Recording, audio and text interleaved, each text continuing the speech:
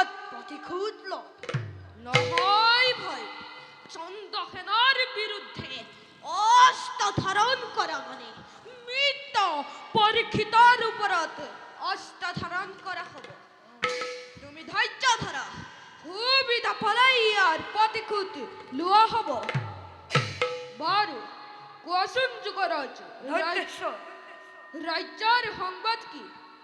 অন্য সংবাদ একো নাই, কিন্তু আপোনাৰ ৰাজ্য দিনক দিনে প্ৰজাৰ সংখ্যা এনেদৰে বাঢ়িব লাগিছে যে বসবাসৰ ভূমিৰ অভাৱত প্ৰজাৰ মাজতেই হাহাকাৰ সৃষ্টি হৈছে। কিন্তু ইয়াৰ ব্যৱস্থা কৰিবলৈ যে মই নিৰুপায়। আপুনি চিন্তা কৰিলে ইয়াৰ উপায় নিশ্চয় সাধিব পাৰে। হস্তিনাপতি আপোনাৰ মৃত্যু যেতিয়া তেওঁ ৰাজ্যৰ দক্ষিণ প্ৰান্তৰ এক খণ্ড ভূমি বিচাৰক। তাতো অলপ ভূমি পালে প্ৰজাই সুখে শান্তিৰে বাস কৰিব পাৰিব। যদি হস্তিনাপতি অমান্তিক হয় তেতিয়া যদি মিত্ৰই মিত্ৰক সেই ক্ষুদ্ৰতম সহায় কৰিব নোৱাৰে, তেনে মৃত্যু থকাৰ জানো কিবা প্ৰয়োজন আছে? আপুনি মহাশক্তিমান। প্ৰয়োজন হলে সমগ্ৰ হস্তিনাপুৰ আক্ৰমণ কৰি সমগ্ৰ ৰাজ্য অধিকাৰ কৰিব পাৰিব দৈত্যেশ্বৰ। সেই কথা অৱশ্যে সঁচা। ভাই, তোমাৰ মতামত কি? ময়ো যুৱৰাজৰ কথাতে একমত দাদা। তেন্তে সেয়াই হওক। ভাই, আজিয়েই হস্তিনাপুৰলৈ এক দূত পঠিওৱা আৰু হস্তিনাপুৰৰ দক্ষিণ প্ৰান্তৰ এক খণ্ড ভূমি আমাক এৰি দিবলৈ ক'বা। আৰু যদি মান্তি নহয় তেন্তে যুদ্ধৰ বাবে প্ৰস্তুত হ'ব ক'বা। তোমাৰ আদেশ শিৰোধাৰ্য দাদা। যুৱৰাজ, মোৰ ৰাজ্যৰ প্ৰতি এনে অনুৰাগ দেখি মই নথৈ আনন্দিত হৈছো। মোৰ ভাগ্যৰ বলতহে আপোনাক লগ পাইছো। সঁচাকৈ স্বাৰ্থলোভী অন্য দেৱতাতকৈ আপুনি পৃথক। বাৰু, আজিলৈ সভা ইমানতেই ভংগ কৰিম।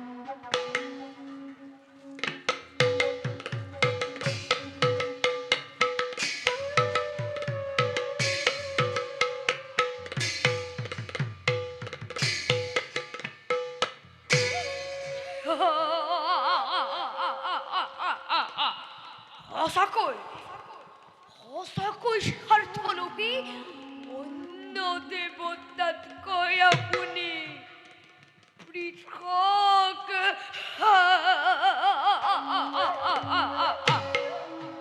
মূৰ্খ দৈত্য, কি বুজিবি কি বুজিবি মোৰ সুখী প্ৰায়।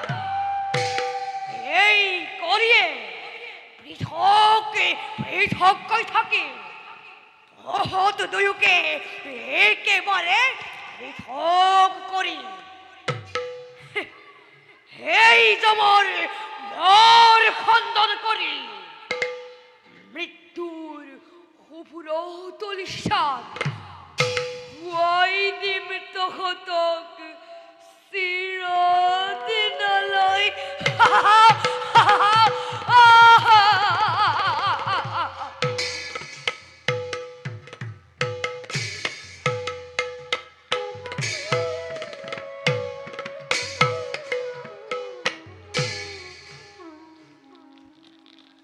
সেনাপতি মহাৰাজ, পিতামহসকলে প্ৰতিষ্ঠা কৰা এই ৰাজ্য ভোগ কৰি মনতো মোৰ অলপ শান্তি লগা নাই। গতিকে বাকী থকা কালচোৱা ধৰ্ম চৰ্চা কৰি কাল কটাবলৈ মন গৈছে। মহাৰাজ, এই বয়সত ৰাজ্যৰ প্ৰতি এনে বিৰাগ ভাৱ জন্মাটো ভালৰ লক্ষণ নহয়। কাৰণ আপোনাৰ শৰীৰ এতিয়াও অৱস হোৱা নাই। নহয় সেনাপতি মহাৰাজ, সংসাৰ বিৰাগৰ লগতে বয়সৰ সম্পৰ্ক নাই। যেতিয়া শত্ৰুৰূপী শৰীৰটো দমন কৰিব পৰা যায় তেতিয়াই ধৰ্ম চৰ্চাৰ উপযুক্ত সময় হয়। শাৰীৰিক আকাৰ বা বয়স কেতিয়াও ধৰ্মচৰ্চাৰ পৰিচয়ক নহয়। পিতা পিতা পিতা কি হ'ল বাছা? ইমান উঠাটো খাই আহিছা কিয়? আছে নেকি কিবা সংবাদ? পিতা উজ্জয়িনী ৰাজ্যটোত আমাৰ সিংহদৰ ৰৈ আছে। দৈত্যৰাজ চকালে আমাৰ দক্ষিণ প্ৰান্তৰ এক অংশ ভূমি এৰি দিবলৈ কৈছে। যদি এৰি নিদিওঁ যুদ্ধৰ বাবে সাজু হ'বলৈ কৈছে।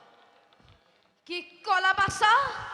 মৃত্যু ৰাজকে ভূমি এৰি দিব লাগে, আৰু যদি নিদিওঁ যুদ্ধৰ বাবে প্ৰস্তুত হ'ব লাগে। সেনাপতি ইয়াৰ উপায় কি? তাৰ বাবে চিন্তা নকৰিব মহাৰাজ। নিজ সদায় নিজ। মই এতিয়াই তোক কম, বিনা যুদ্ধে হস্তিনাপুৰে এক বিন্দু ভূমিও এৰি নিদিয়ে। মই এতিয়া আহিলো মহাৰাজ। বাছা, অসুৰৰ লগত শত্ৰু মিত্ৰ একো নাই। সেনাপতিৰ লগত আমাৰ সৈন্য বাহিনী প্ৰস্তুত কৰা। অসুৰে যিকোনো মুহূৰ্ততে আক্ৰমণ কৰিব পাৰে, কিন্তু মনত ৰাখিব বাছা, পিতা পাণ্ডৱৰ সুখ্যাতি যাতে কেতিয়াও চেকা নপৰে। বলা ক্ষন্তেক বিশ্ৰাম কৰোগৈ।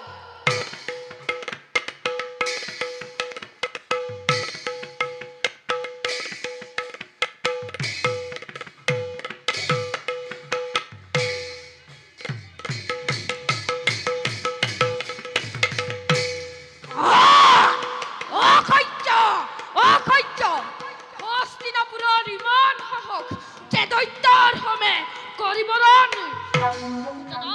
এতিয়াও দৈত্যৰ পৰাক্ৰম। মই পূৰ্বেই কৈছোঁ, যাক আমি মৃত্যু বুলি ভাবি আছিলোঁ, ই আমাৰ মহা শত্ৰু। নহ'লেনো যুদ্ধৰ বাবে কৰে আহ্বান। বলা বলা দাদা, ৰণযাত্ৰা কৰোঁ আৰম্ভণ। কৰা জয়ধ্বনি, মেদিনী কপাই দানৱৰ জয়ধ্বনিয়ে কম্পিত হওক সমগ্ৰ হস্তিনা। জয় দত্ত শ্ৰেষ্ঠৰ আকাৰজনৰ, জয় দত্ত মহামহাবীৰগণৰ, জয় উজ্জয়িনী ৰাজ্যৰ।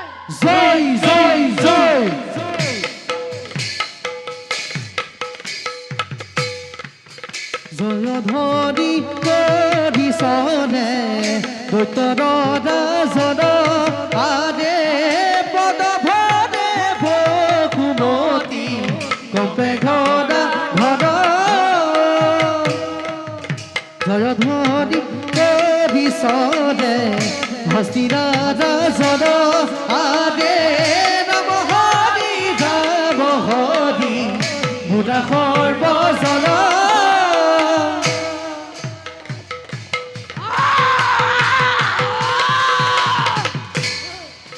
দৈত্যপতি অকাৰণে কিয় মৃত্যু দুখৰ পাপতে লিপ্ত হলা? এতিয়াও কওঁ, বিবাদ পৰিহাৰ কৰি মৃত্যুতাও দূৰ ৰাখ। হস্তিনাপতি যুক্তিযুক্ত যাক ৰখাটোৱে ভালদৰে বিচাৰোতে হস্তিনাৰ দক্ষিণ প্ৰান্তৰে এক খণ্ড ভূমিও এৰি নিদিলা। এতিয়া কোন যুক্তিৰে যুদ্ধ কৰিম বাৰণ? অৱশ্যে মোৰ বৈশ্যতা স্বীকাৰ কৰি সন্মানে ভূমি এৰি দি ভূমি প্ৰদান কৰা, তেন্তে দিব পাৰো প্ৰাণ ভিক্ষা দান। সাক্ষাততে মহাৰাজক কৰিছ এনে অপমান। বুজা নাই এতিয়াও তহঁতে হস্তিনাপুৰৰ শক্তি পৰাক্ৰম। যুদ্ধ দে তোৰ অস্ত্ৰৰে বাক্যবান নহয়। হেৰ ফিৰু কাপুৰুষ দল, দৈত্যৰ দয়ত ভয়ত তালুক্য কম্পমান। তেনে বীৰৰ আগত কৰ অত অহংকাৰ। আজি তহঁতৰ জীৱন বন্দিক নিৰ্বাপিত কৰি মুক্তি দিম তহঁতক চিৰদিনলৈ।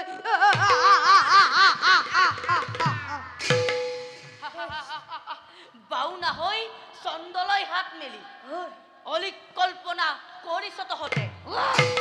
যুদ্ধ দে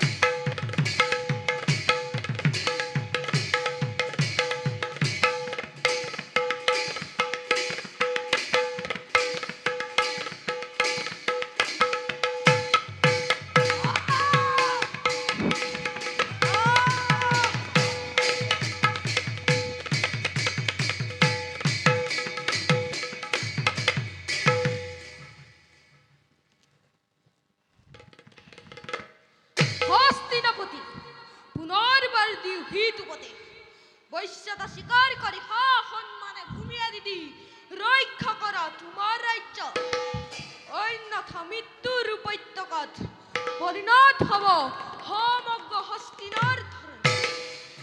স্তব্ধ হোৱা কাল বহু কত বাক্য শুনিলো তোমাৰ কেৱল বাক্য সঞ্চালনে যদি জয় হম বুলি ভাবিছ ৰণত সেয়া তোমাৰ ভ্ৰান্ত ধাৰণা। অৱশ্যে যুদ্ধত যদি শস্য কাতৰ ত্যাগ কৰিব পাৰা ৰণ প্ৰাংগণ হৈ ৰজা পৰীক্ষিতেও প্ৰাণ ভিক্ষা দিব পাৰে তোমাক। হাহুতে তোমার কথা শুনি অকাল দৈত্য যুদ্ধত কাতল। এই বাহুরেই জিনিলু কত হত হত যুদ্ধ লক্ষ লক্ষ সেনানী কি দুই ভৰিৰে মহাৰি সিহঁতৰ হৰ ওপৰত পথ সঞ্চালন কৰি নিজ সাম্ৰাজ্য কৰিছো প্ৰতিষ্ঠা। স্থলত তুমি কোন ক্ষুদ্ৰ পাণ্ডব বংশধৰ? Bastante! Cheio rouco!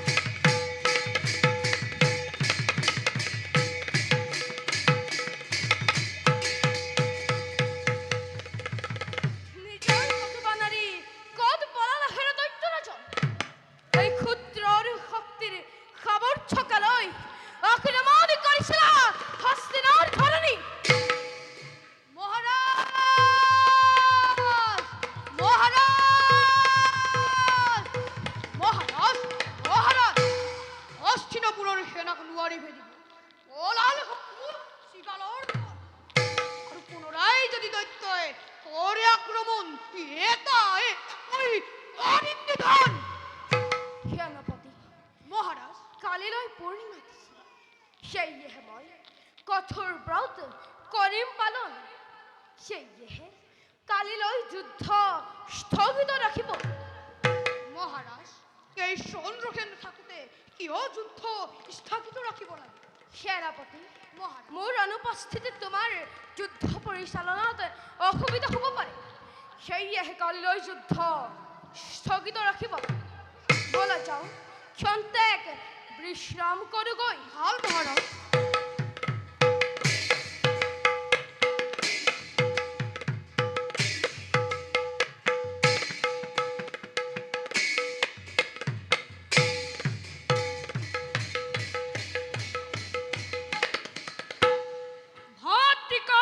যুগৰাজ কালী কত চেষ্টা কৰিলু কিন্তু আজিৰ যুদ্ধত জয় লাভ কৰিব নোৱাৰিলো। এই সন্তখেনে আমাৰ শত সহস্ৰ সেনাক অকলেই কৰিলে পৰাজিত। পৰাজয়ৰ গ্লানি আজি লজ্জিত কৰিলেই দৈত্য সমাজক।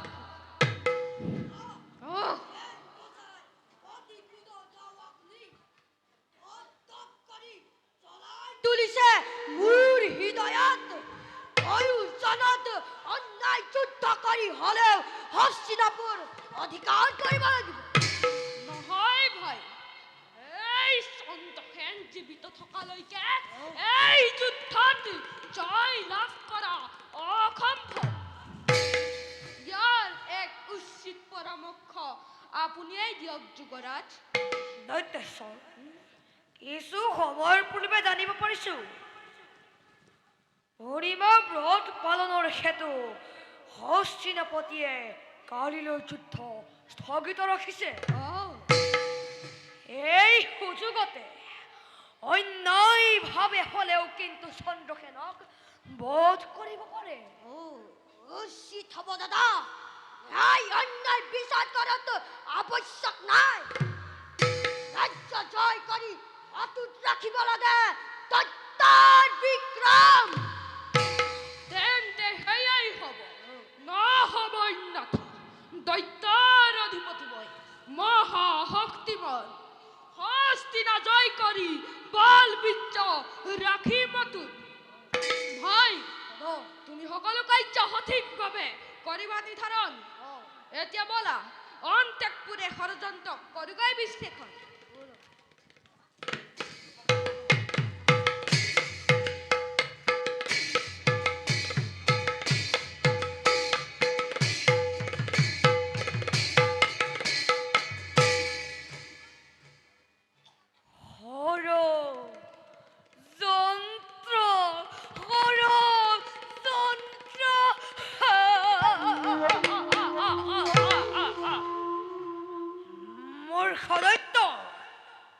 তোমালোকে যিমান ষড়যন্ত্ৰ কৰিছা,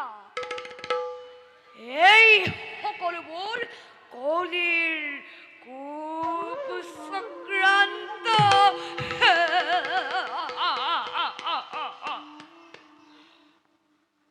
কলিৰ চক্ৰান্তৰে ৰংগশালাত মহাসমৰত তোমালোক কেৱল একোজন সৈন্য।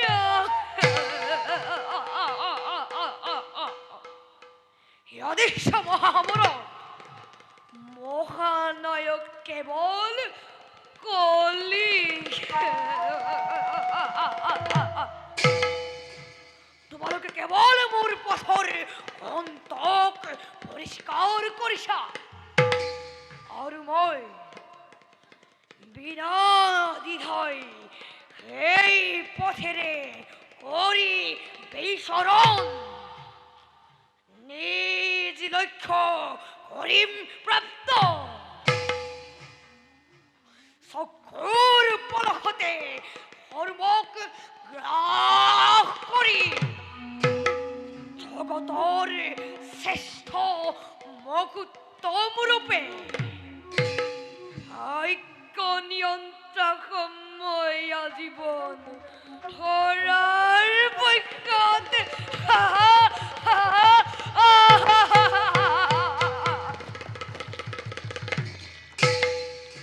কুমাৰ, যদিও বা মহাৰাজে যুদ্ধ স্থগিত ৰাখিবলৈ সিদ্ধান্ত গ্ৰহণ কৰিছে, তথাপি গুপ্তচৰ মুখে পাইছো সংবেদ দৈত্যই যুদ্ধ কৰিবই। বৰ্তমান আমাৰ সৈন্য সংখ্যা কমি গৈছে, গতিকে শিবিৰলৈ গৈ অলপ সৈন্য লৈ আনা। কিন্তু সেনাপতি, তোমাক যুদ্ধ ক্ষেত্ৰত অকলে এৰি মই কিদৰে শিবিৰলৈ যাম? কিবা যদি অথন্তৰ ঘটে? তাৰ বাবে চিন্তা নকৰিবা কুমাৰ। এই চন্দ্ৰসেনেই অকলেই পৰাস্ত কৰিব পাৰে দৈত্য বাহিনী। তেন্তে সেনাপতি, শীঘ্ৰেই যাত্ৰা কৰোঁ মই শিবিৰলৈ। তুমি ভালদৰে দৈত্যৰ গতিবিধি নিৰীক্ষণ কৰিবা। তোমাৰ জন্মে যে সৈন্যৰ সৈতে উলটি অহাৰ পূৰ্বে মই যুদ্ধৰ কৌশল ৰচনা কৰিব লাগে। দৈত্যই কেতিয়া কি ষড়যন্ত্ৰ কৰিব ঠিক নাই, তাৰ প্ৰত্যুত্তৰ বাবে মই প্ৰস্তুত থাকিব লাগিব। ক'ত আছ চন্দ্ৰসেন? এইবাৰ তই পলাই সাৰিব নোৱাৰ। অকালে দিব যিটোক মৃত্যুদণ্ড। কাপুৰুষ দৈত্যৰাজন, তোৰ দৰে যুদ্ধক্ষেত্ৰ এৰি পলাবলৈ মই ভীৰু নহয়। তহঁতক বধ কৰি নিজ কন্তকো কৰোঁ হস্তিনাপুৰ।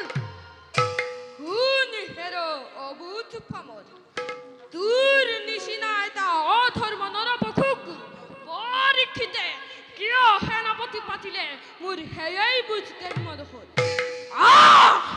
আগবাঢ়িয়া, তোক বধ কৰি শক্তি মোৰ দিও পৰিচয়। স্খলনৰ নাই প্ৰয়োজন, কাপুৰুষ দৈত্যৰাজন যুদ্ধ দে নকৰি পল। বেছ তেন্তে সেয়াই হওক। লাগি ৰখ মৰ দেখা অতি ভয়ংকৰ।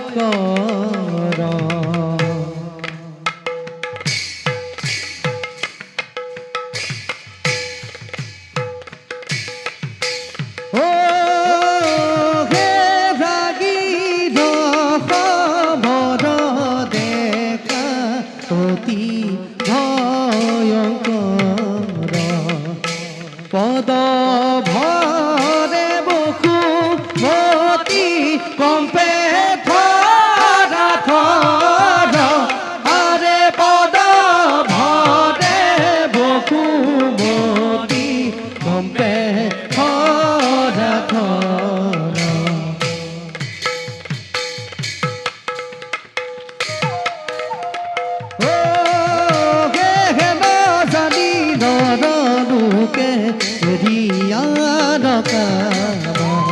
পাত কচাৰু কদাকি বুঢ়া ৰাম ৰাম আৰে পাত কচাৰু কদাকি বুঢ়া ৰাম ৰাম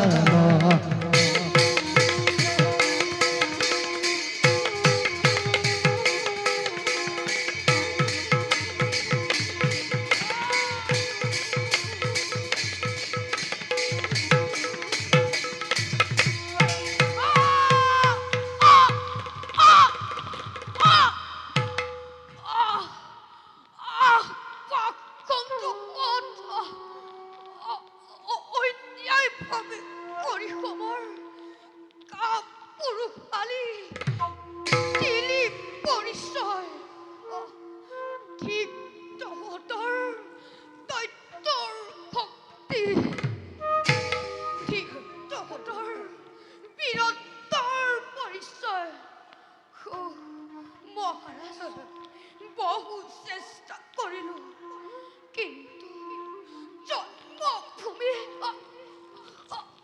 ৰক্ষা কৰিব নোৱাৰিলো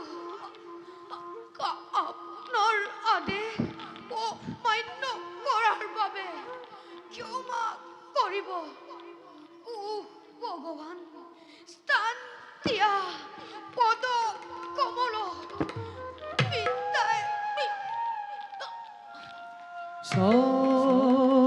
হৰি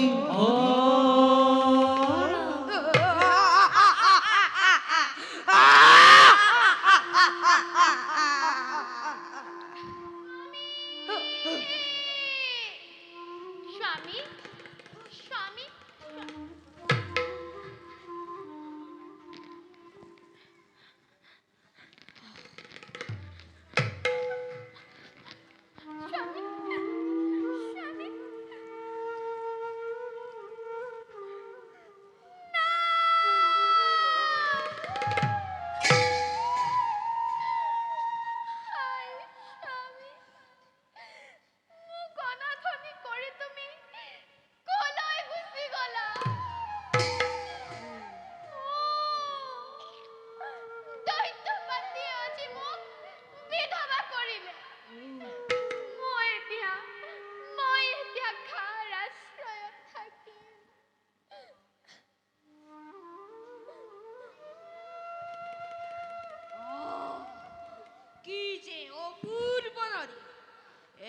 ৰূপৱতী নাৰী মানৱৰ পত্নী হ'ব নোৱাৰে এই নাৰী দৈত্যশ্বৰৰ হে কাম্য এওক মই ভাৰ্যাৰূপে গ্ৰহণ কৰিম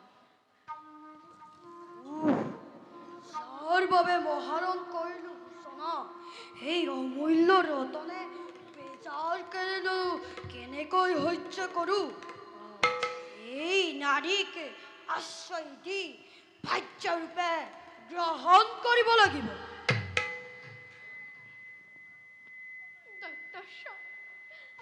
আপোনালোকে যুৱতী কালতে বিধৱা কৰিলে মোক এতিয়া কোনে আশ্ৰয় দিব চিন্তা নাই ৰমণী মই তোমাক আশ্ৰয় দিলো আজি খন্তে হবা তুমি মোৰ ৰাজপতেশ্বৰী তুমি কি কৈছা দাদা এই নাৰী আশ্ৰয়তা তুমি হ'ব নোৱাৰা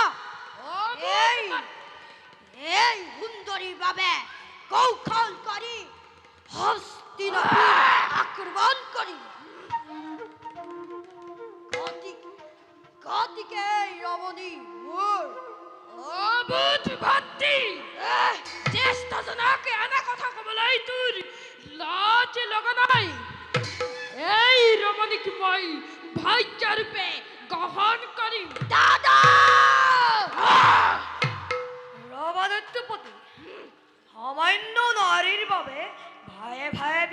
কৰিব বাৰু ৰমণীয়ে বা কাক স্বামী বৰণ কৰে সুধি চোৱা দৈত্যস্বৰ শক্তি মন্ত্ৰ জনাকে মই স্বামী বৰণ কৰিম অসহ্য বিপদে মোৰ নাই প্ৰয়োজন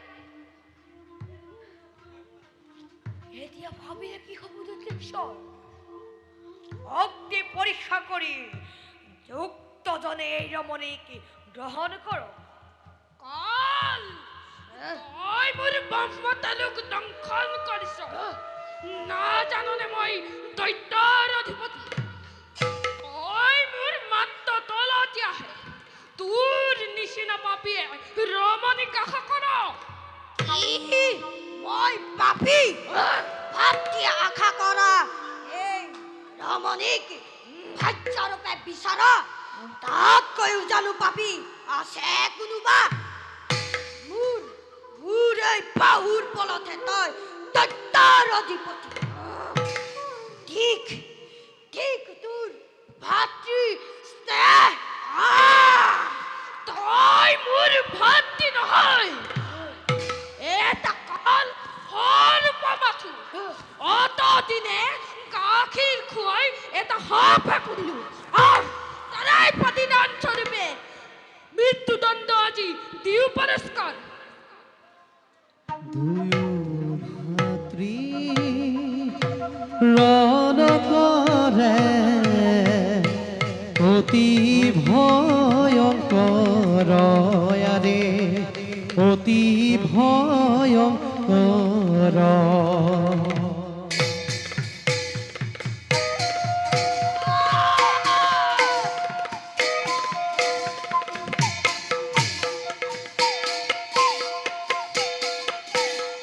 দুয়ো ভাতৃ ধন কৰে অতি ভয়ংকৰ আৰে তাক দেখি কপিলন্ত প্ৰজানি ৰতৰ আৰে প্ৰজানি ৰতৰ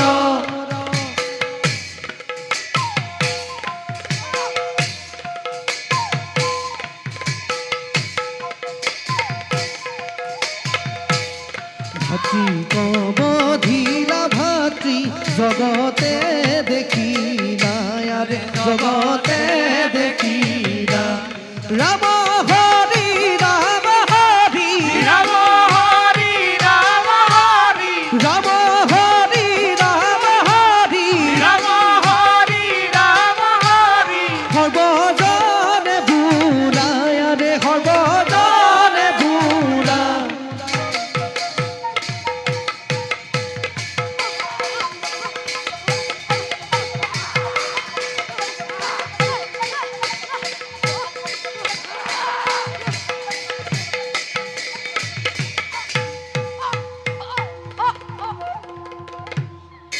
কৃষ্ণ হৰি মই শক্তিমন্ত মই মহাশক্তিমন্ত এতিয়া মোৰ পথৰ কণ্টক দূৰ হ'ল এতিয়া মই নিঃসন্দেহে ৰমণীক গ্ৰহণ কৰিম আহা সুন্দৰী মোক স্বামী বৰণ কৰ দূৰ হ পাখণ্ড তোৰ নিচিনা ভাতৃঘাতীক মই স্বামী বৰণ কৰিম মোক চালনা কৰিব আহিছা ৰমণী মোক চালনা কৰি কলৈ সাৰিব পাৰিবা ৰমণী বলেৰে হলেও তোমাক নিজ ভাজ্যৰূপে গ্ৰহণ কৰিম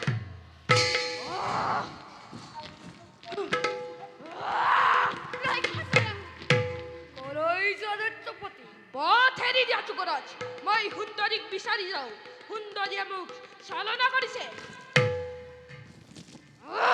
সামান্য নাৰীৰ বাবে নিজৰ আত্মীয় হত্যা কৰাজনক কোন ৰমণী স্বামী বৰণ কৰিব এয়া তোমাৰ অলিক কল্পনা দৈত্যেশ্বৰ তাৰ মানে প্ৰবঞ্চক তুমিয়েই মোক এই কামৰ বাবে উচতাই দিলা বিশ্বাসঘাতকতা এই কলিৰ প্ৰধান ধৰ্ম এতিয়া বুজিলাতো অহংকাৰী দেৱতা দেৱতা স্বৰূপ টঙাই দিলি তোক হত্যা কৰি আজি ভাতৃৰ ভোক নিবাৰণ কৰো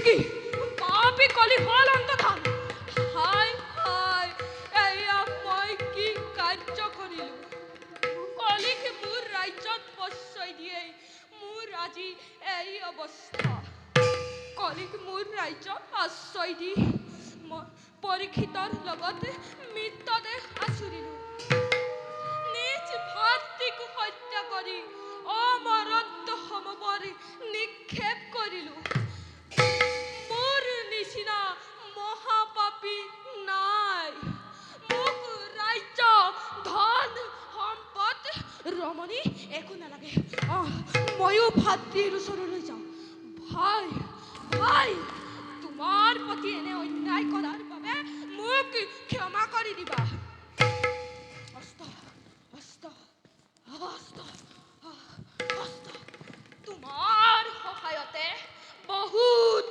ৰাজ্য জয় কৰিলো আজি তুমিয়েই মোক এই ধৰাৰ পৰা বিদায় দিয়া হে জগতবাসী কলিক প্ৰশ্ৰয় নিদিবা অন্যথা তোমালোকৰো মোৰ দৰেই অৱস্থা হ'ব বিদায় জগতবাসী বিদায় বিদায়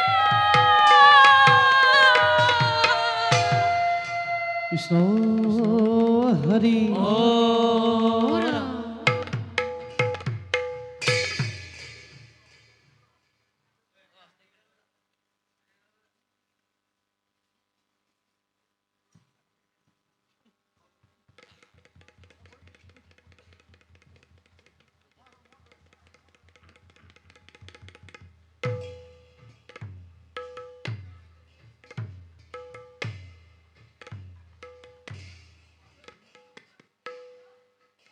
বৃহৎ শক্তি ক্ষয় হল অন্যহাতে দিনকে দিনে বাঢ়ি অহা সদাচাৰে মোৰ মন একেবাৰে অশান্ত কৰি তুলিছে এনে অশান্ত অৱস্থাত মই শান্তিৰে ৰাজকাৰ্যত মনোনিৱেশ কৰিব পৰা নাই নানা বিৰক্তিয়ে মোক ধৰিছে অৱৰি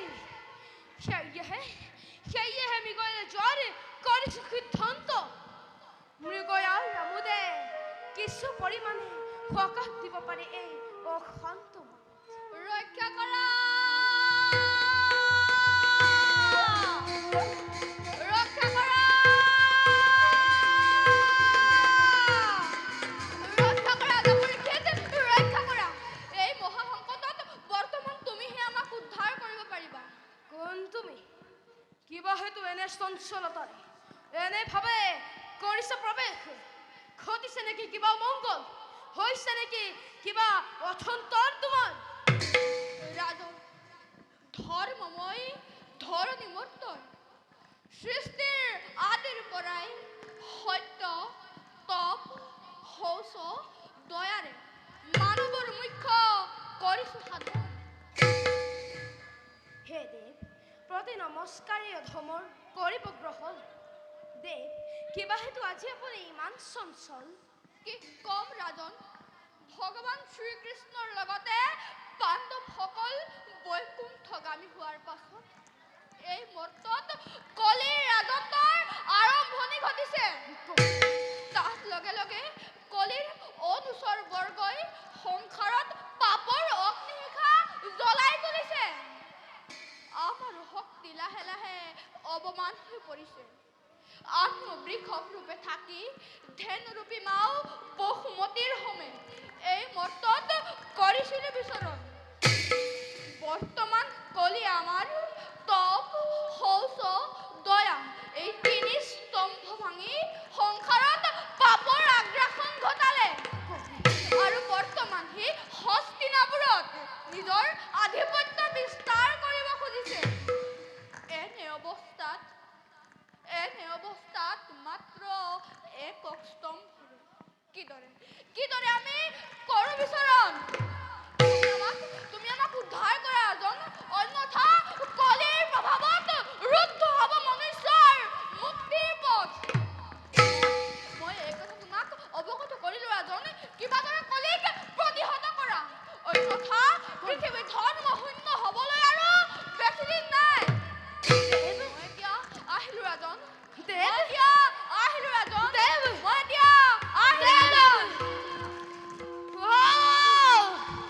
পাপমতি কলি তোৰ মানিস কৃষ্ণ ধনঞ্জয় যোৱাৰ পাছত মোৰ যাজ্যত নিপতিৰ বেশত চন্দালে আহি গত পাৰি কৰিছহি তোৰ জমকাল সন্মুখত মই তোক কৰিছ পান মুহূৰ্ততে মোৰ সন্মুখত উপস্থিত অন্যথা ঘটিব তোৰ মহাঘটন শান্ত হোক ৰাজা পৰীক্ষিত, শান্ত হোক। যুগৰাজ কলিয়াখি উপস্থিত আজি আপনাৰ সন্মুখত। পাপমতি কলি তোৰ মানিস হস্তিনাপুৰত পাপৰ বিষ সেৱন আহিছ ক্ষমা কৰিব ৰাজন। কালৰ গতি আৰু প্ৰকৃতিৰ নিয়ম অনুসাৰে মই মোৰ কৰ্তব্যহে কৰিছোঁ। যিদৰে সত্যৰ পাছত ত্ৰেতাৰ পাছত দাপৰ, ঠিক সেইদৰে কলিযুগৰ আৰম্ভণি ঘটিছে। মোক মোৰ কৰ্তব্য কৰাত বাধা নিদিব ৰাজন। মুখ বন্ধ কৰ কলি তোৰ উপদেশৰ মোক নাহি প্ৰয়োজন তোক মই কৰিম নিধন শান্ত হোক ৰাজা পৰীক্ষিত, শান্ত হোক। মই আপোনাৰ শৰণ বিচাৰিছোঁ আৰু শৰণৰ ঠিক শৰণ দিয়াটো জানো আপোনাৰ ধৰ্ম নহয়। সেই ৰাজা আপুনি জীৱিত থকালৈকে ময়ো নিজকে কিছু সীমাত আবদ্ধ কৰি ৰাখিম। কিন্তু ৰাজন আপোনাৰ ৰাজ্যত থাকিবলৈ মোক কিছু স্থান দিয়ক ৰাজন, স্থান দিয়ক। প্ৰকৃতিৰ নিয়মপূৰ্ণ হওক আৰু আপোনাৰ প্ৰতিজ্ঞাও ভংগ নহওক। হওক মৃত্যু মোৰ তথাপিও প্ৰতিজ্ঞা কৰিছো মই জীৱিত থকালৈকে ধৰ্মতে কলিৰ প্ৰভাৱে ঘটিব নোৱাৰে। ধৰিলো এই বান বুজো থক বিধতই কাৰণ আৰু প্ৰকৃতিৰ পথতে কঞ্চকৰূপে থিয় হৈ অৰ্জুনৰ নাতি বিষ্ণুৰাদ পৰীক্ষিতাই মুহূৰ্ততে কলিকে কৰিব ন। শান্ত হওক ৰাজা পৰীক্ষিত, শান্ত হওক। মই আপোনাৰ শৰণ বিচাৰিছোঁ। তুমি পাণ্ডৱ বংশধৰৰ ওচৰত শৰণ বিচাৰিছ সেয়েহে নিশ্চয় শৰণ মই কৰিম প্ৰদান। যিহেতু তুমি অধৰ্মৰ সহায়ক সেয়েহে মই তোমাক 4 স্থানতে থাকিবলৈ অনুমতি কৰিম প্ৰদান। জুৱা পাখা মদ্যপান পাৰস্থি পঞ্চখুদা এই 4 স্থানত ক্ৰমে অসত্য কাম ক্ৰোধ আৰু নিৰ্দয়তাই বাস কৰে। এই 4 স্থানতে তুমি বাস কৰিব পাৰিব। কিন্তু ৰাজন এই স্থান যে একেবাৰে সীমিত। কৃপা কৰি মোক অন্য স্থানো কৰক প্ৰদান। বাৰু কলি যিহেতু তুমি অধৰ্মৰ সহায়ক সেয়েহে মই তোমাক 4 স্থানৰ উপৰিও তুমি মোৰ শৰণতো বাস কৰিব পাৰিবা।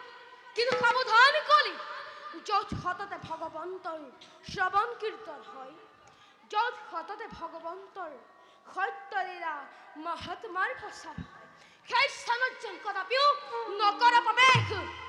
মই এতিয়া আহিলো।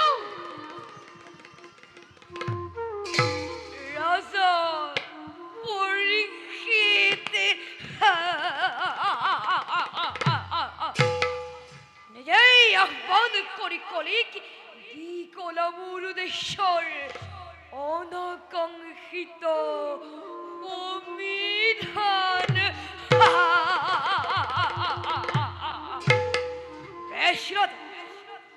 তুমি প্ৰদান কৰা এই পঞ্চস্থানতেই মই কৰিম নিবাস। প্ৰতি পলে তোমাৰ সমে খটুৱাই অধৰ্ম কৰিম সাধন খুলি দিম তোমাৰ মৃত্যুৰ দুৱাৰ আৰু তেতিয়া দেখিব জগতে এই কলি কিমান পাপী এই কলি কিমান অস্পৃশ্য কলিয়াই যে বৰ্তমান সকলোতকৈ শ্ৰেষ্ঠ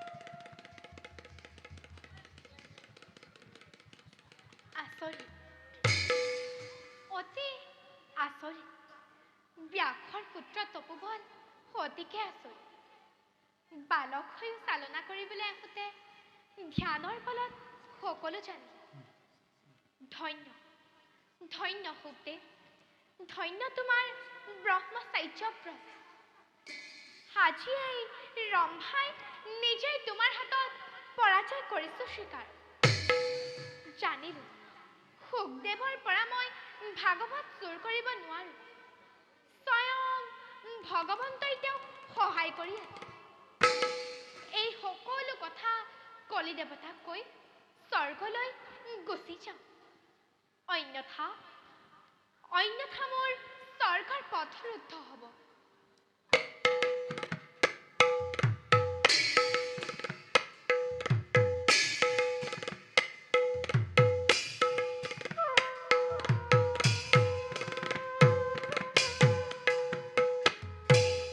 কৃষ্ণ হৰি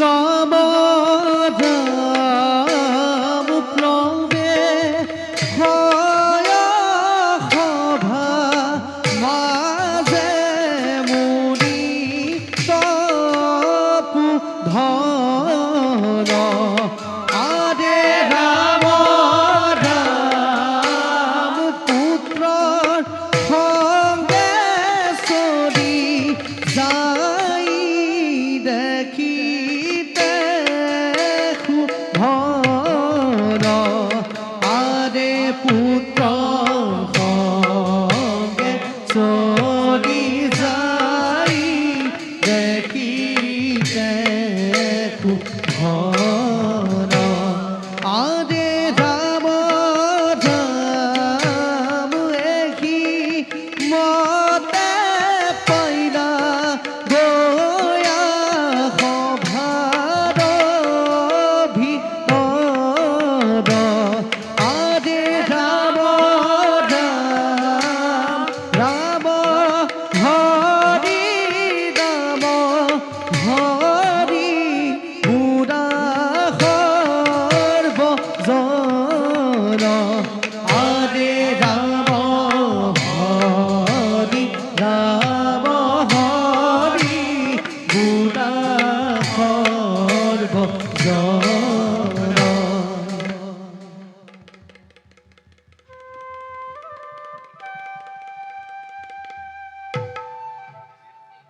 পিতা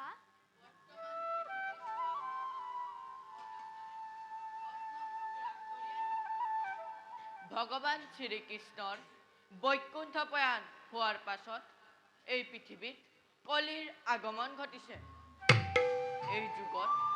এই যুগত জীৱৰ মুক্তিৰ বাবে শ্ৰৱণ কীৰ্তন ভকতি কৰাটো অতি প্ৰয়োজনীয় সেয়েহে বাচা পিতা সংযম শক্তি সুচিন্তা আৰু সৎ কৰ্মৰে সদায় এই ঈশ্বৰক কৰিবা স্মৰণ পৰম পূজ্য পিতৃদেৱ আপোনাৰ একান্ত আৰাধ্য ৰূপে সৰ্বতো পালিম সৰ্বদা এই পুত্ৰৰ কৰণীয় কাৰ্য কৰক প্ৰদান বাচা সিংজী পিতা হৰিৰ আৰাধনা সময় আমাৰ অতি সমাগত সেয়েহে এই বৃক্ষৰ তলত ব্ৰহ্মত আমি হোম সমাধিত তুমি সৰোবৰে স্নান কৰি আশ্ৰমৰ কৰণীয় কাৰ্য কৰিবা সম্পাদন। ভাল পিতৃদেৱ, মই এতিয়াই স্নান পৰ্বৰ বাবে সৰুবৰে কৰিম গমন।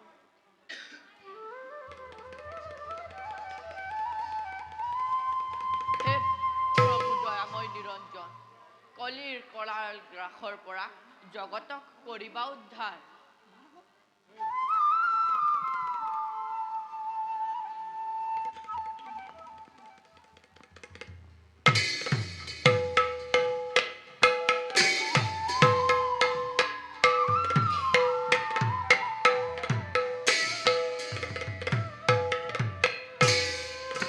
বিগয়াৰ হেতু সদে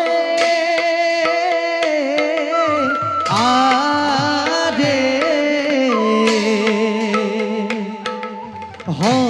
হস্তিৰাৰা জনয়ে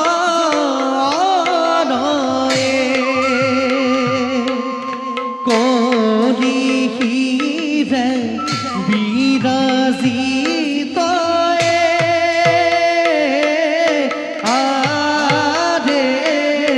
বিচৰিত মন হৰিহে অৰণ্যৰ মাজে ৰাজায়ে আদে আহি বিৰাজিলায়ে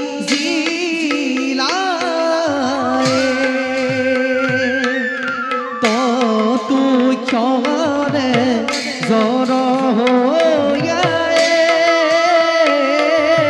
আদে জন বিচাৰিৰা হৰিহে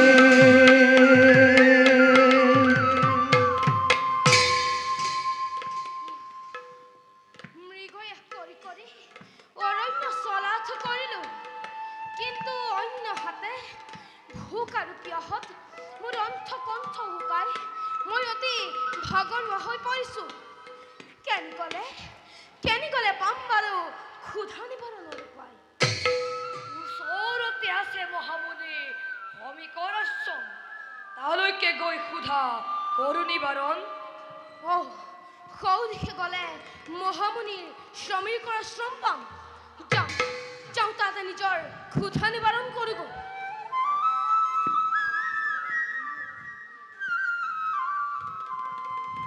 মুনিবৰ, হে মুনিবৰ,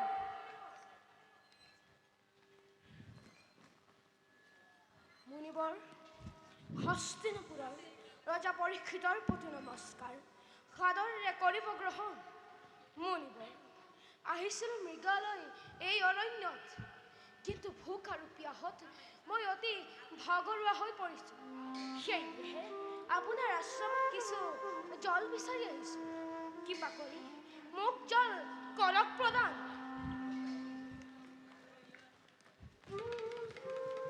নাই, সকলো নিমত। এই আশ্ৰমৰ ভিতৰে কোনোবা আছে নেকি? কৃপা কৰি মোক জল কৰক প্ৰদান। নাই, সকলো নিমত। মুনিবৰ, মোৰ কথাৰ উত্তৰ দিয়ক। অৱশ্যেই মুনি কোনোবা পাখণ্ড মিছা সমাধিয়ে নিজৰ প্ৰভাৱ বুজাব খুজিছে। ৰজাৰ কথাৰ কোনো মূল্য নাই, ৰজাৰ প্ৰতি কোনো থকা অনুভূতি নাই। মনহে নালাগে, ইমান বিশালতে অলপমান জল নকৰে প্ৰদান। এই পাখণ্ডক এই মুহূৰ্ততে শাস্তি প্ৰদান কৰিব লাগে। ই ৰজাক অপমান কৰিছে, ই ৰজা পৰীক্ষিতক অপমান কৰিছে, ই ৰজা পৰীক্ষিতক অপমান কৰিছে। অৱশ্যে এই মুনি শাস্তিৰ যোগ্য। মুহূৰ্তকে শাস্তি মই কৰিম প্ৰদান। ই ৰজাক সন্মান কৰিব নাজানে। ৰজাৰ সন্মুখত জীৱিত হৈও মৃত মৃতকৰ দৰে কৰে আচৰণ।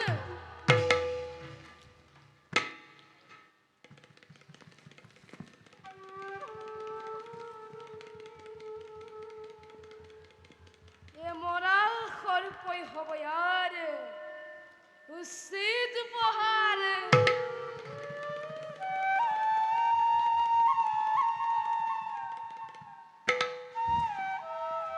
পাখন্দ এই মৰা সৰ্প মাৰা পিন্ধি বহি থাক মৃতকৰ দৰে।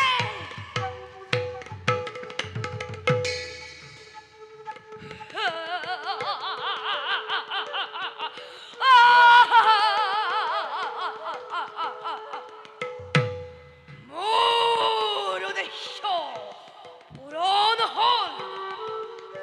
পুৰৰ বাৰ উপদৰ্শিলো মোৰ এই মহাত্মা। পৰীক্ষিতক মতি ভ্ৰম কৰি সাধিলো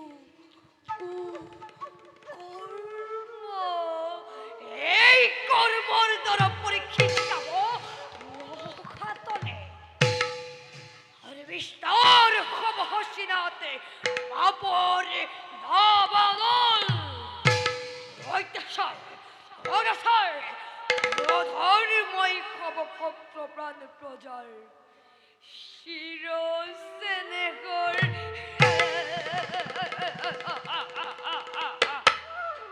সিহঁতৰ লাঞ্ছিত ভূকাৰ্ত ভূধাৰ্ত ৰূপ দেখি এই কলিৰ অতৃপ্ত আত্মাই নাচি উঠক মহানন্দেৰে।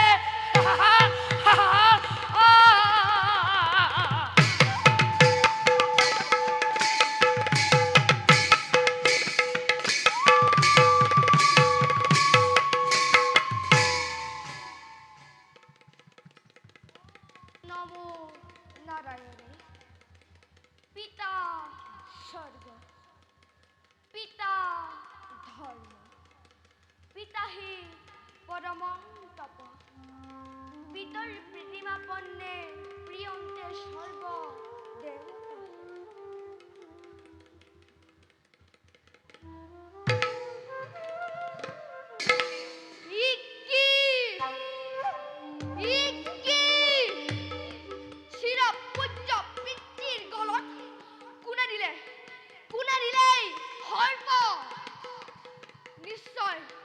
নিশ্চয় কোনোবা ধৰ্মে কৰিছে দুষ্কাৰ্য।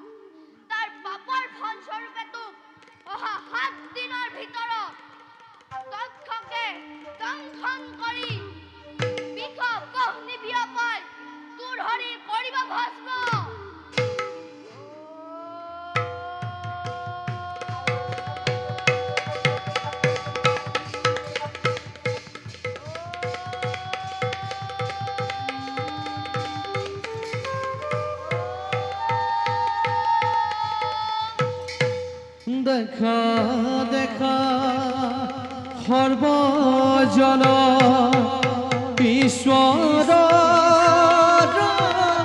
লীলা শৃংগী সাপে পৰীক্ষিত সাপগ্ৰস্ত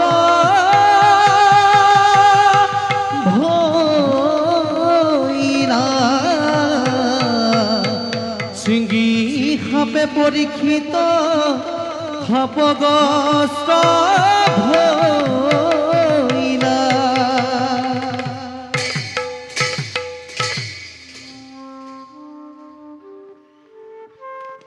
কি হ'ল বাছা? তুমি কিয় এনেদৰে কৰিছা ক্ৰন্দন? ক্ষমা কৰক পিতা।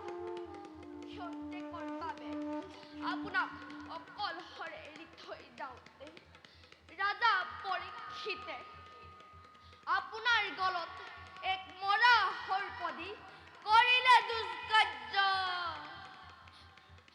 হে পিতা, আপোনাৰ এনে অৱস্থা হ'ব নোৱাৰি। ময়ো ৰাজা পৰীক্ষিতক অহা 7 দিনৰ ভিতৰত দক্ষকে দংশন কৰিবলৈ দিলো ব্ৰহ্মহা। ই কি কাৰ্য কৰিলা বাছা? সামান্য লঘু দুখতে নিষ্পাপ ৰজা পৰীক্ষিতক এনে গুৰুদণ্ড কৰিলা প্ৰদান। তুমি জানানে বাছা, পৰীক্ষিত এজন ধৰ্মৱত ৰজা পাণ্ডৱ বংশৰ। কলিৰ দৰে পাষাণৰ যুগত তেখেতৰ দৰে ৰজাৰ সিংহাসনত আজি আমি শান্তিৰে কৰিছোঁ নিবা। এনে অৱস্থাত যদি দেশত অৰাজকতা হয় তেন্তে অত্যাচাৰ, অনাচাৰ, দস্যুবৃত্তিৰ প্ৰভাৱত আচাৰ ধৰ্ম লোপ পাব। তুমি পৰম তেজস্বী হৈও উচিত কৰ্ম নকৰিলা বাছা। এই কৰ্মৰ দ্বাৰা আমি জীৱন পাপৰ ভাগী হৈ ৰ'ম। ব'লা বাছা, আমি এতিয়া ৰজা পৰীক্ষিতক সাপৰ কথা অৱগত কৰিব লাগিব, অন্যথা মহা বিপদৰ সূচনা হ'ব হস্তিনাপুৰত। ব'লা বাছা, অতি শীঘ্ৰেই শিষ্যৰ সৈতে হস্তিনাপুৰে পৰুগমন। বৰক পিতা।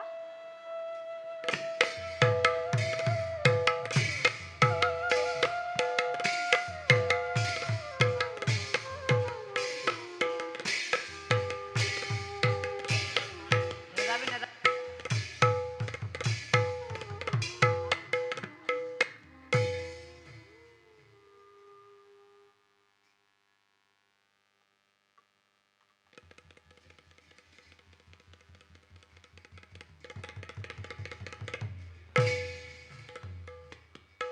প্রতিশোধর সাবর অবশ্যই হল পূরণ। পাণ্ডব বংশ নাশ করার প্রতিশোধর দাবাগ্নি অশিরতে হব পূর্ণ। পূর্বতেও বহু চেষ্টা করিল, কিন্তু ব্যর্থ হল। কিন্তু এইবার অন্ধবর নাতে বিধিয়ে মিলালে বিঘিনি। মনির ব্রহ্মহাপর প্রভাবতে ও 7 দিনের ভিতরত পরীক্ষিতকে ধ্বংসন করি করিম নিধন। আর নির্বাপিত করিম মুরি হৃদয়ত উমি উমি চলি থকা প্রতিশোধর নল।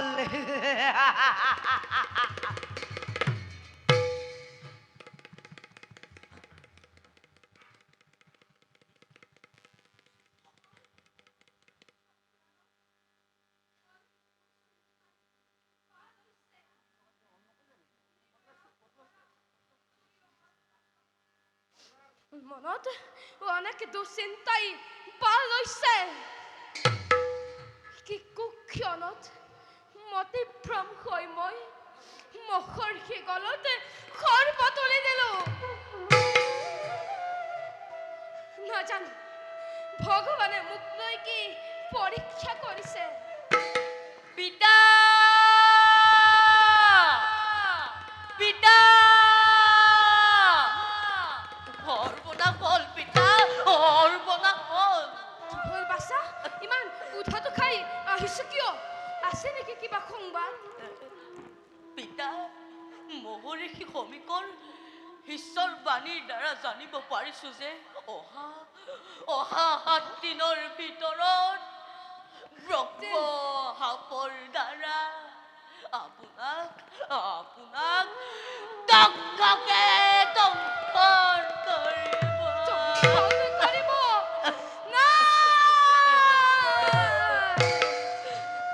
মোৰ অনুমান সত্য হ'ল বাছা। মতিভ্ৰম হৈ মই যে গৰ্হিত কাম কৰিলো, তাৰ ফল আজি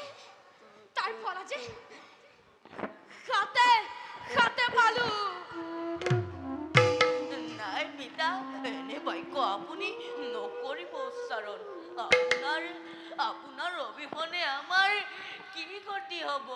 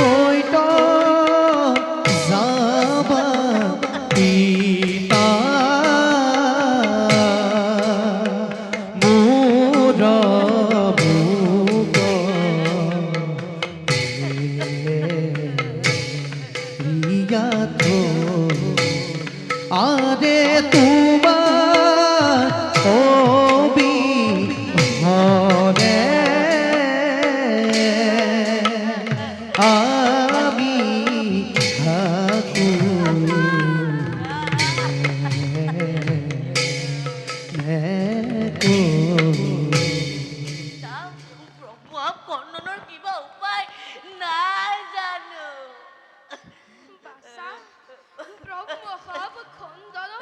উপায় নাই পিতা মাত্র কারণ হে ভোগিলে আজি দণ্ডময় নিষ্কর্ম গুণে। নাই পিতা, এনে বাক্য আপুনি নকৰিব উচ্চাৰণ।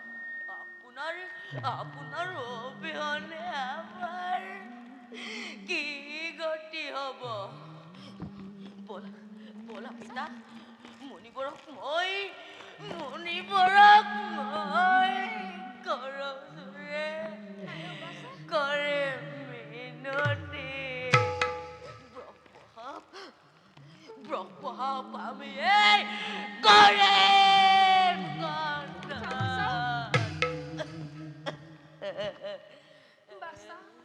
এয়া মোৰ ভাগ্যৰ লিখন। ভাগ্যৰ লিখনক খন্দাব পৰা শক্তি মনুষ্যৰ নাই। বাছা, তুমি বেজাৰ নকৰিবা।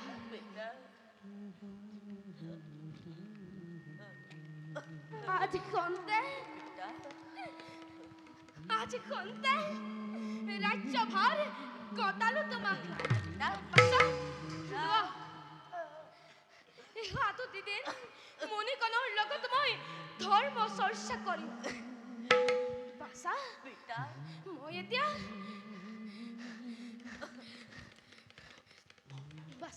ধৰ্মৰ পৰা যেন কেতিয়াও নোখোৱা বিচলিত বচা পিতা মই এতিয়া আহিলো নাই নাই পিতা বিদায় বিদায় জননী জন্মভূমি পিতা বিদায় বিদায়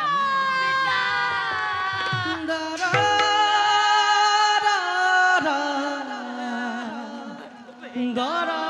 রা দারা রা রা দারে রা রা দারা রা রা কেৰি কেৰি গুচি গলা পিতা এতিয়া এতিয়া আমাৰ কি গতি হ'ব পিতা কে গতি হ'ব কিদৰে এই বিশাল ৰাজ্য মই কৰিম শাসন ভাগ্যৰ চকৰিয়ে আজি হস্তিনাপুৰত সুখৰ আন্ধাৰ নমাই দিলে পিতা পিতা পিতা পিতা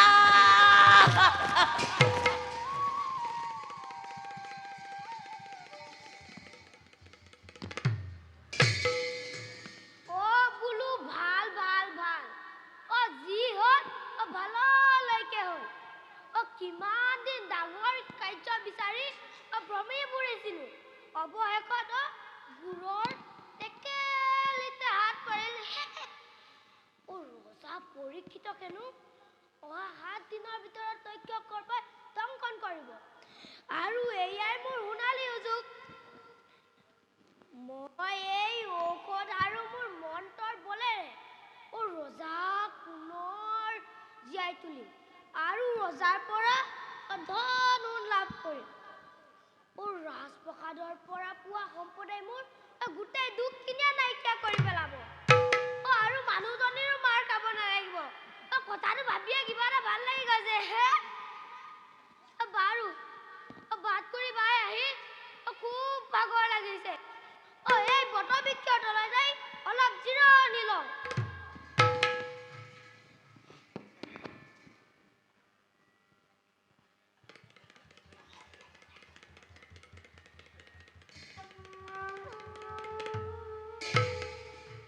অ' বুলুবা কিবা ঔষধৰ গোন্ধ পাইছো কেনি যাবলৈ ওলাইছা তুমি অ' বা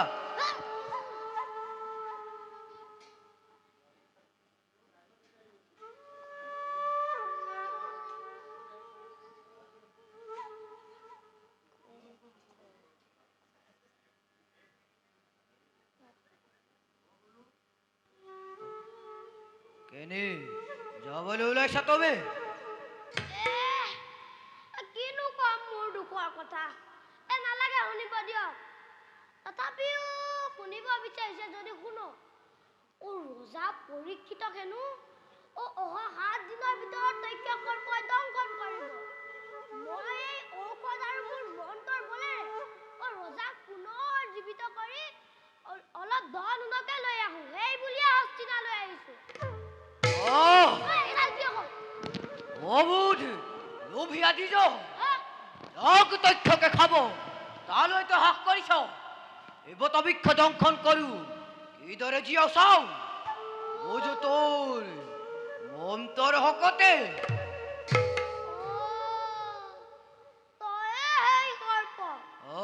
দম্ভ নকৰিবি সৰ্প তই জাননে মোৰ মন্ত্ৰৰ শক্তি কিমান মোৰ মন্ত্ৰই মানুহজনীৰ বাদে সকলোকে বুলাব পাৰে ইচ্ছা কৰিলে প্ৰমাণ দেখুৱাম আৰু তোৰ অহংকাৰ খৰ্ব কৰিম এছ হেৰি হওক যা যা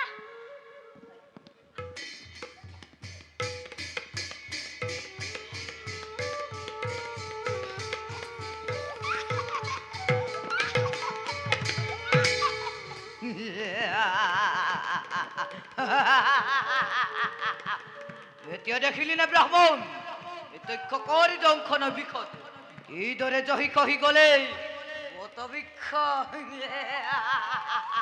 সহায় কৰাই দিলি ন বেছ তেন্তে মোৰ শক্তিৰ প্ৰমাণ চা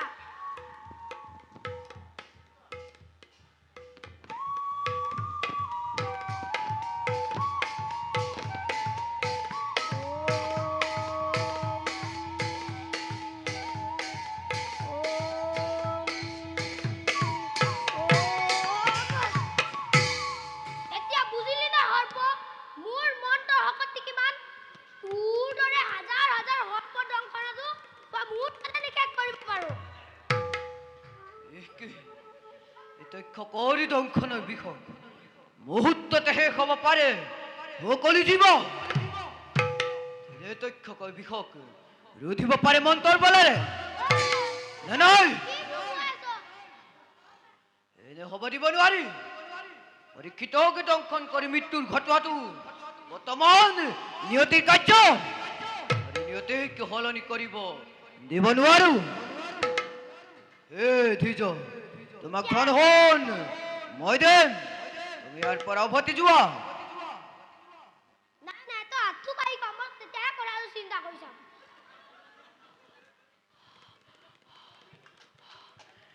এই মোৰ প্ৰাৰ্থনা তোমাৰ ওচৰত তেতিয়াহে ভাল লাগিছে হা ধন মানে তুমি দিবা অ। তেনেহ'লে দিয়া তাত কোন মৰে কোন জীয়াই থাকে মোৰ কি প্ৰয়োজন মুঠতে মানুহজনী মাৰ নেখালেই হৈছে আৰু এই লোৱাধি যাবৰ ধন সোণৰ টোপলা এতিয়া তুমি স্বস্থানে গমন কৰা ধন পাই গলো আজি মোৰ সমান ভাগ্যৱান কোনো নাই হে গুৰু তুমি যেন মোক এনেকৈ কৃপা কৰিবা ভাল আৰু তেন্তে মই এতিয়া আহিলো হে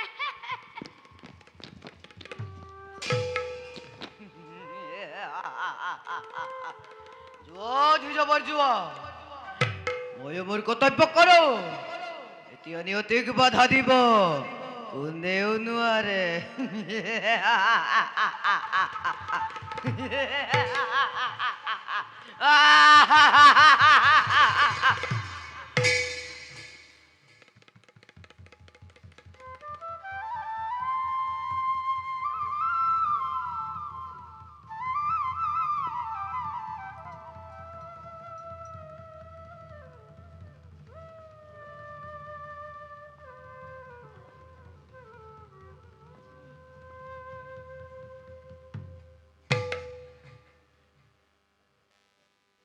পৰম পূজ্য মাতৃ দেৱী গংগা তীৰত উপবিষ্ট হে মহান মহন্ত ৰূপে খ্যাত পূজনীয় ঋষি সমস্তলৈ মোৰ শ্ৰদ্ধালৈ সেৱা নিবেদন মোৰ মংগলৰ কথা চিন্তা কৰি আপোনাক হ'ব মহন্ত গৰে ভুখি আহি আজি ভগীৰথীৰ তীৰত না না দিহামুখ প্ৰদানেৰে কিন্তু হে ঋষি সমস্ত মোৰ প্ৰতি থকা ব্ৰহ্মভাৱ নকৰিব খণ্ডন নিষ্কৰ্ম গুণে লভিলো মই এই ব্ৰহ্মখাপ সিহিয়ে ধৰি মনিৰ বচন লীন হ'ব খোজো মই কৃষ্ণৰ নাম কয়ো কৃষ্ণ কথা লৈলো সবাতে সদ এহি মানুহ আশীৰ্বাদ দিয়া ঋষি লোক নিষ্কৰ্মে জন্ম মূৰ জয়তে তৈতে সুখ কিন্তু হে ঋষি সমস্ত আপোনাৰ খবৰ বিধান তপ জপ ধ্যান অথবা তীৰ্থস্থান একোৱে মোৰ মনপুত নহ'ল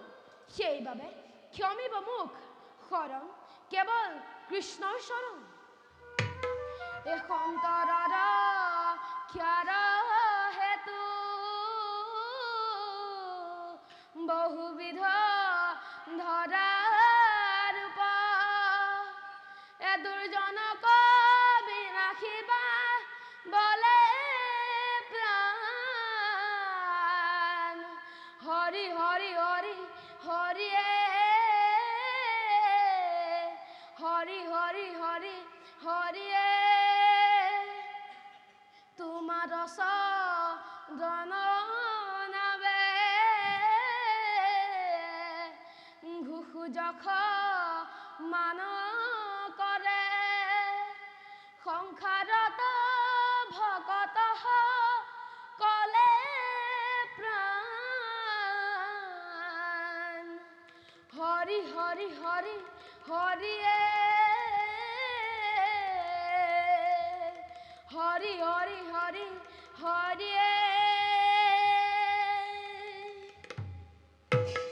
ৰাজন, মুনিবৰ এই মায়াময় অনিত্য সংসাৰৰ মায়া ভেদ কৰি ভাগৱতত শৰণ লোৱা প্ৰভু নাৰায়ণে তোমাক উদ্ধাৰ কৰিব। সুবৰ্ণ ভিংগাৰে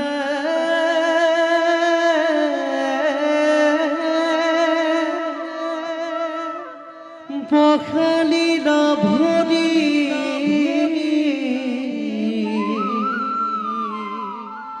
পাদুদ কদয়া মাথে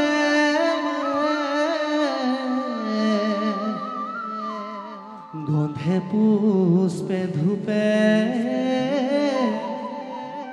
দীপে উপহাৰে পুজিলা পৃথিৱী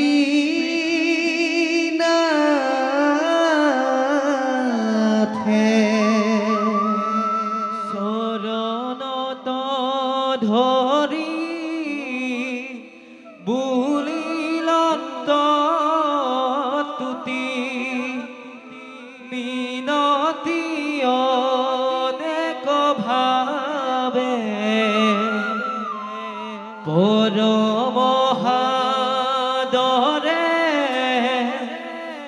আপোনাক নৃপে অৰ্পিলা মুনিৰ পাৱে।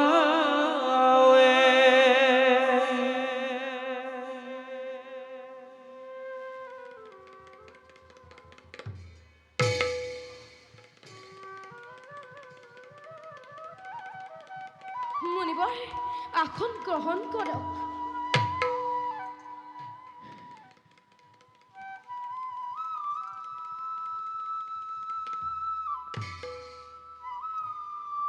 হে চিৰ পূজ্য ভগৱত অধিকাৰী, অন্তকালত দেৱৰ দুৰ্লভ আপোনাৰ দৰ্শনে মোৰ জীৱন ধন্য কৰিলে।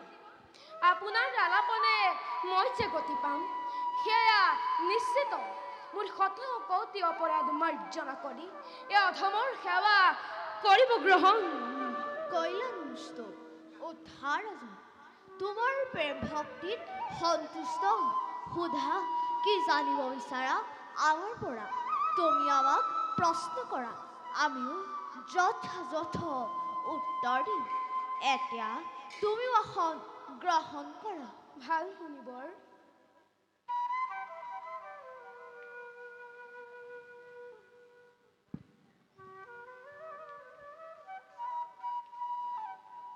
মুনিবৰ ৰাজন, আমি কি কৰ্ম কৰিব লাগে, কি কথা শুনিব লাগে, কাক স্মৰণ কৰিব লাগে আৰু কোন দেৱতাক ভজিব লাগে আৰু কোনবোৰ কথা শ্ৰৱণ কীৰ্তনৰ যোগ্য নহয়।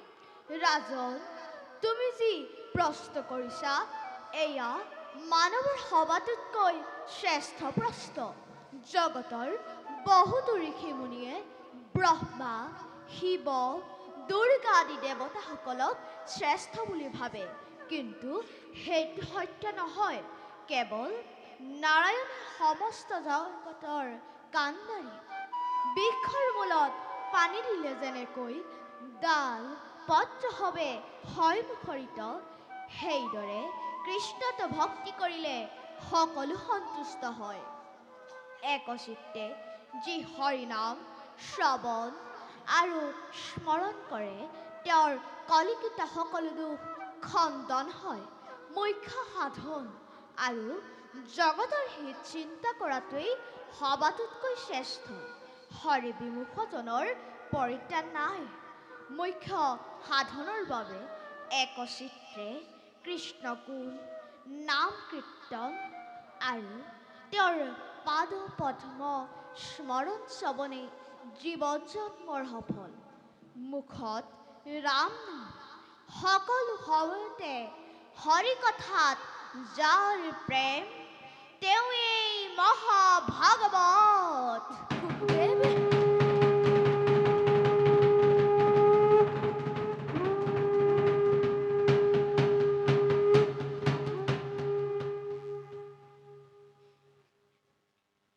গুৰুদেৱ, কিদৰে মুক্তি পাব পাৰে? ভক্তনো কোন আৰু ভক্তি কেনেকৈ উদয় হয়? ৰাজন, যিজনে দুৰ্লভ মনুষ্যৰ জীৱন পাই মায়া ছেদ কৰিব নোৱাৰে, আত্মাৰ কথা নাভাবি কেৱল ৰতি সুখত নিমগ্ন থাকে, যি কৰ্ম, মন আৰু বাক্যৰ দ্বাৰা পৰিমাৰ্জিত, সেয়ে ভক্ত। ভক্ত চাৰিবিধ: আৰ্ত, অমানি, জিজ্ঞাসু আৰু জ্ঞানী। জ্ঞানীজনে ঈশ্বৰক আৰাধনা কৰি তেওঁৰে ভজনা কৰে, সেয়ে ভক্তি। গুৰুদেৱ, আপোনাৰ অনুগ্ৰহত কিঞ্চিত জ্ঞান পাইছো, কিন্তু কি উপায়েৰে চিত্ত সিদ্ধি কৰিব পাৰে? মোৰ সংশয় আঁতৰ হ'ব বাবে সকলো কওক গুৰুদেৱ।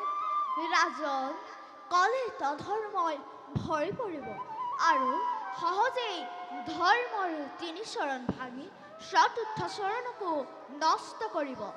অনাচাৰী লোভীসকলৰ তৃষ্ণাবাহী দাৰুণ নিৰ্দয়ভাৱে ৰাক্ষকৰ আচৰণ কৰিব। ব্ৰাহ্মণ, ক্ষত্ৰিয়, বৈশ্য এই তিনি জাতিয়ে ভক্তিৰ কথা নুশুনিব। শূদ্ৰ, কপট্যই মহাহৰিক ভজি অপয়াসে ঈশ্বৰৰ মহাজ্ঞান লাভ কৰিব। তিৰোতাই নিজ স্বামীক এৰি পৰপুৰুষক স্বামীকৰণ কৰিব। পাষণ্ডই বেদ পদ দূষিত কৰি ধৰ্মজ্ঞান বিলাই বহুমান লাভ কৰিব। ৰজাই প্ৰজাক অত্যাচাৰ কৰিব। দুৰ্ভিক্ষিত অন্নৰ বাবে প্ৰজা মৰিব আৰু ৰজাই কৰৰ বাবে উৎপীড়ন কৰিব। বনৰ তপস্বীসকল গাঁৱৰ বাসিন্দা হ'ব আৰু সন্ন্যাসীসকল মহা ধনলোভী হ'ব। এনেধৰণৰ কলংকই মনুষ্যক আৱৰি ধৰিব। কলিত তৰিবৰ বাবে এক কৃষ্ণত বিনে অন্য উপায় নাই।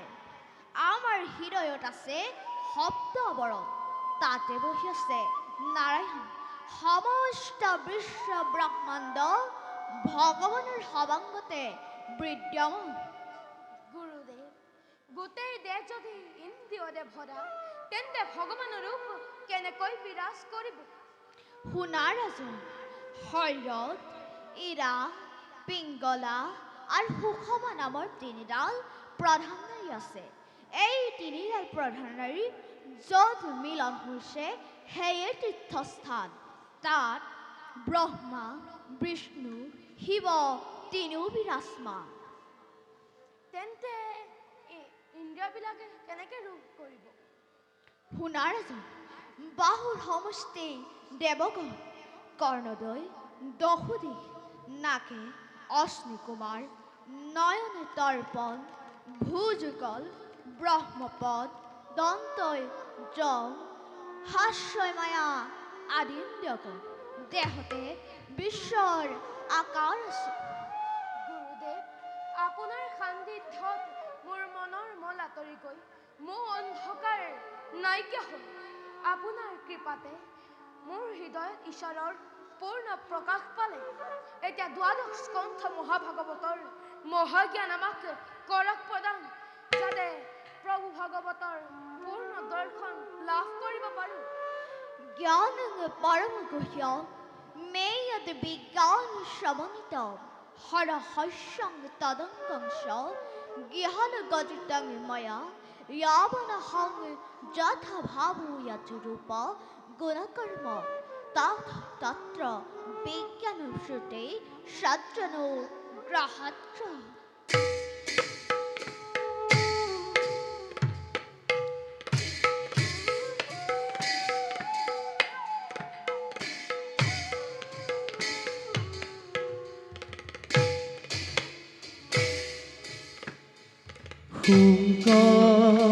মুখে ভাগৱত পঢ়িতে পাইলা, তেতিয়াৰে মহাৰাজে আত্মজ্ঞানদ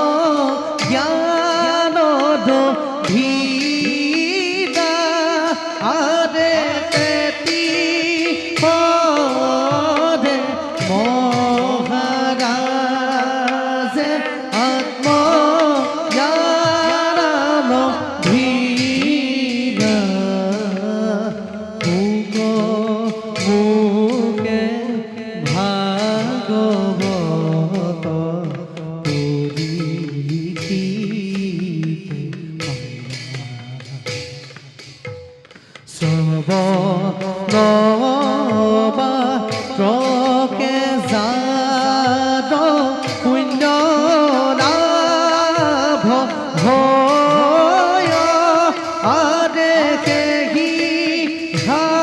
ভাগৱত পদ জ্ঞানী জনে লয় শুক মুখে ভাগৱত কৰি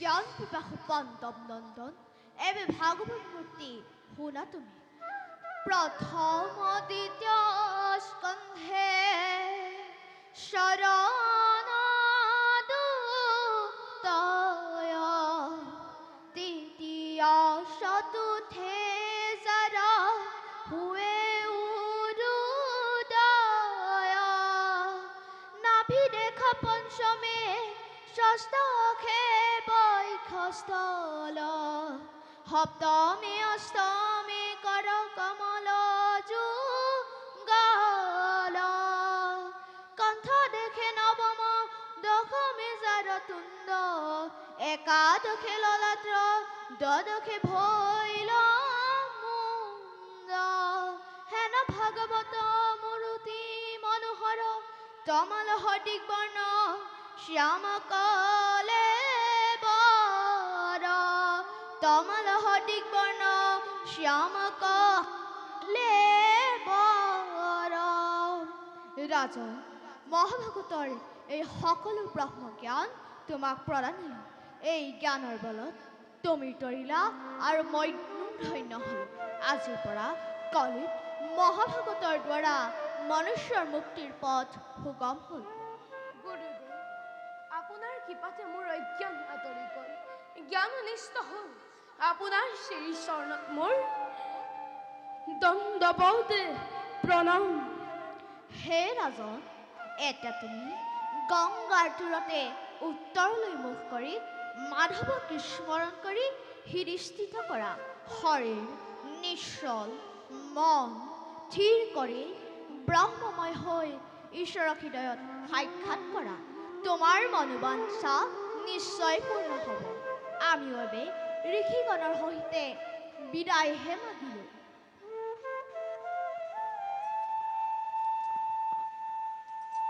ওম নমো ভগৱতে বাসুদেৱায় ওম নমো ভগৱতে বাসুদেৱায় ওম নমো ভগৱতে বাসুদেৱায়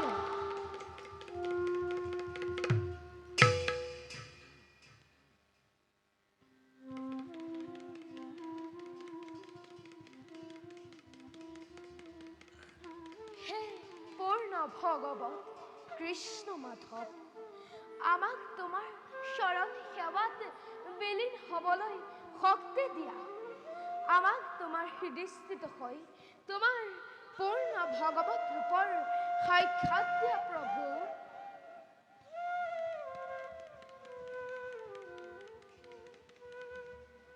নমো নমো নাৰায়ণ পূৰ্ণ ভগৱত হৃদস্থিত হোৱা প্ৰভু ময়না থৰ ক্ষমা কৰা দুখ মোৰ পখিলো শৰণে মুক্তি নাই গতি নাই তোমাৰ বিহনে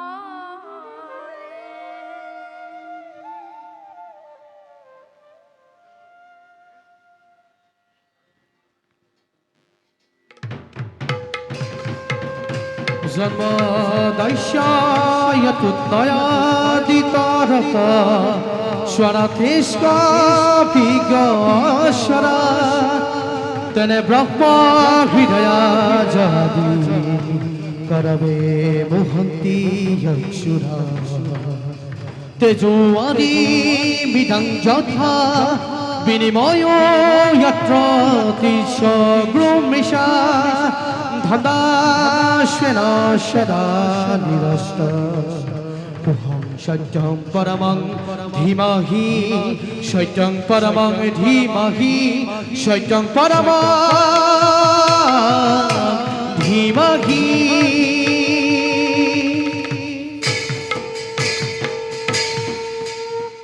রাজা পরীক্ষিত তুমি ভাগবত পরমার্থ হইলা তোমার সর্বপাপ শূন্য হল মৃত্যুর অজ্ঞান দূর করা জনম মরণ দেহরে কর্ম জীব হরে দেহ গুণ কর্ম মনে সজন কর আর মন মায়ে সজন কর পরীক্ষিত যিমান পরমার্থ তত্ত্ব তুমি পালা তাকে মানে চিত্ত স্থির করা তুমি আমারই অংশ আমাক সদা হৃদয়ত স্থান দিবা আজিৰ পৰা তুমি মায়া শূন্য হৈ ঈশ্বৰক চিনিলা আৰু নিজক জানিলা তোমাৰ আত্মা আজিৰ পৰা আমাতেই বিলীন হৈ পৰিব এই সৃষ্টিৰাজিৰ সৰ্বত্ৰ আমি বিৰাজমান আমতে আদি আমতে অন্ত আমতে সৃষ্টি আমি ধর্ম আমি পূর্ণ ব্রহ্ম মহা ভগবান দেখা দেখা সর্বজন ইতুলিরা ঈশ্বর পরীক্ষিত মহারাজে ভাগবত শিরা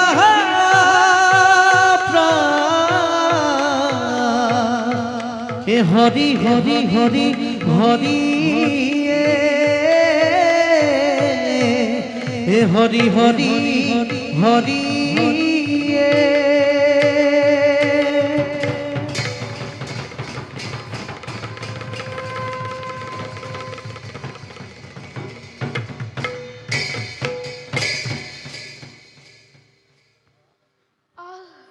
কি মনোরম কি অপূর্ব জগৎ পালক ভগবত রূপী মাধৱৰ এই পৰীক্ষিতৰ হৃদয়ত দিলাহি দৰ্শন গুৰুৰ আদেশ মানি আমিও হওঁ সমাধিত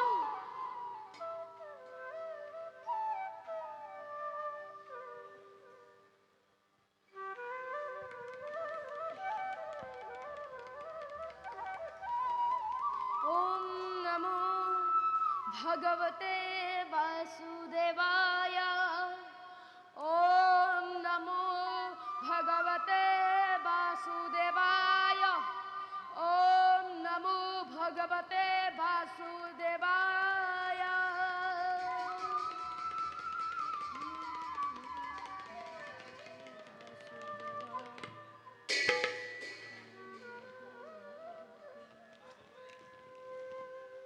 বৃদ্ধ বিপ্লবেখন হত সহস্র আশীর্ভেদ করে উপস্থিত হলহি ভগীরথী তীরত ও রাজা পরীক্ষিত ধ্যানত মগ্ন এই সুযোগতে দংশন করে পরীক্ষিতকে নির্বাপিত করে মুরে অতি ক্ষুধারিত বাগ্নি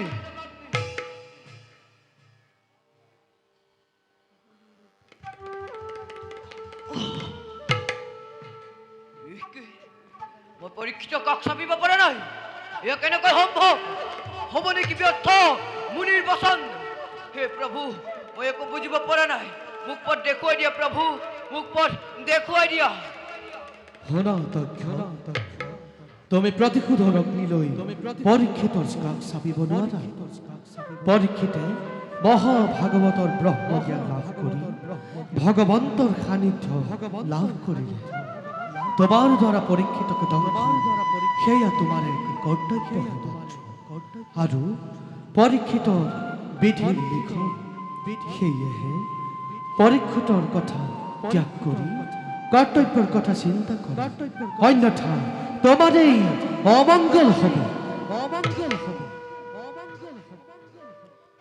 সঁচা কথা আকাশবাণীয়ে দিলে হকিয়া প্ৰতিশোধৰ অগ্নিত দহি মই নিজকে পাহৰি গৈছিল আজিহে মোৰ জ্ঞানী চক্ষু মুকলি হ'ল ৰাজা পৰীক্ষিত তুমি মহাভাগৱতৰ পুণ্যাত্মাক লাভ কৰিলা তোমাৰ দৰে পুণ্যাত্মাক এতক্ষকৰ শত সহস্ৰ প্ৰণাম ক্ষমা কৰিবা ৰাজা নিজ কৰ্তব্য পূৰ্ণ কৰি গুণীৰ ব্ৰহ্ম বাক্য ৰক্ষা কৰিবই লাগিব হে প্ৰভু মোৰ সৰ্বদুখ মাৰ্জনা কৰিবা মোক মোৰ কৰ্তব্য কৰিবলৈ শক্তি দিয়া প্ৰভু মোক মোৰ কৰ্তব্য কৰিবলৈ শক্তি দিয়া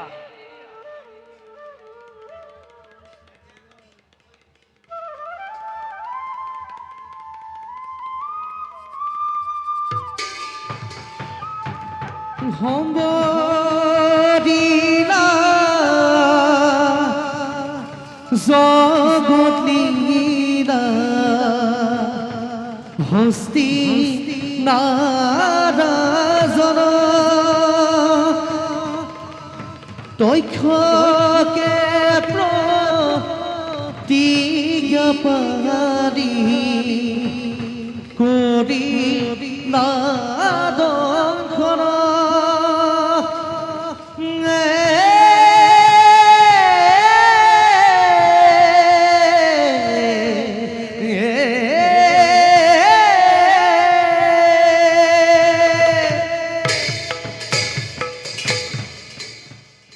কৃষ্ণ হৰি